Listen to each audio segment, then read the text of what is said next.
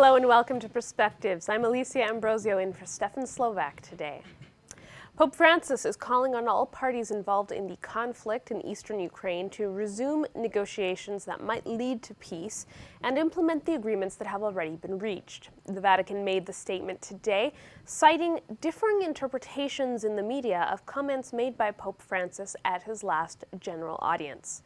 The Vatican statement also said the Pope is looking forward to meeting the bishops of Ukraine, who are set to arrive at the Vatican next week for their ad limina visit. In his homily at the Santa Marta, Pope Francis said that Christians won't find God while sitting on the couch or clicking around the internet. He said, quote, "The search for God means having the courage to set out on a risky path. It means following our restless hearts." The reading from Genesis says humankind was created in the image of God, but the only way to find that image is to set out on a journey. Pope Francis said sedentary Christians will never find that image, though they will be able to say God is like this or God is like that. Elijah, Jeremiah, and Job all set out on this journey to find God, even though it meant feeling defeated and tired along the way. Pope Francis said the two readings of the day need to be considered together because they are the Christian identity card, and he prayed that all Christians have the courage to set out and seek God.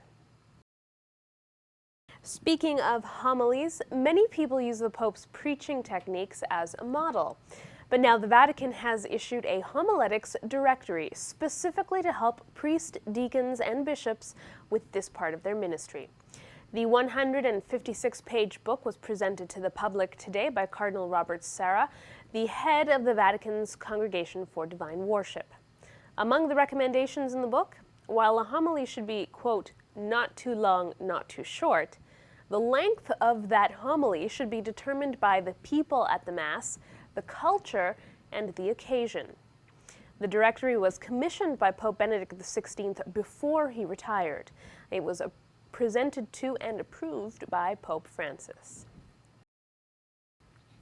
Well, Ash Wednesday is just around the corner, but this year it coincides with another day that is important to many Canadian Catholics, the Lunar New Year. For many, that poses a problem. To the Church, that day is a day of fasting and abstinence, but for Asian Canadians, it's a day to spend time with family, and food is a key part of that family celebration. In Vancouver, Archbishop Michael Miller has granted a special dispensation. Catholics of Vancouver, who are also celebrating the Lunar New Year, will not have to fast on Ash Wednesday, but they do have to pick another day on which to fast. If you're not from the Archdiocese of Vancouver, check with your diocese to see if your local bishop has granted a similar dispensation. In Toronto, one community institution has changed hands in a way. The Good Shepherd Centre in downtown Toronto provides shelter and hot meals to the city's homeless, as well as other health services. Now, the centre was run by the Little Brothers of the Good Shepherd, but as of January 19th, the Little Brothers are no more. They are now part of the Hospitaller Order of St. John of God. It was a natural fit. The founder of the Little Brothers of the Good Shepherd, Brother Matthias Barrett, was originally a Hospitaller brother. And when both orders realized they needed to do something to secure the future of their ministries in the face of dwindling vocations, a merge seemed the most sensible thing. The merge was in the works for several years, but became final on January 19th, with the Good Shepherd brothers exchanging their simple vows for solemn vows and their white habits for black ones. The Good Shepherd Centre, which has been in Toronto for over 50 years, will retain its name. For more details about the centre and the services it provides, visit goodshepherd.ca. To learn about the Hospitaller Brothers, go to hospitallers.org.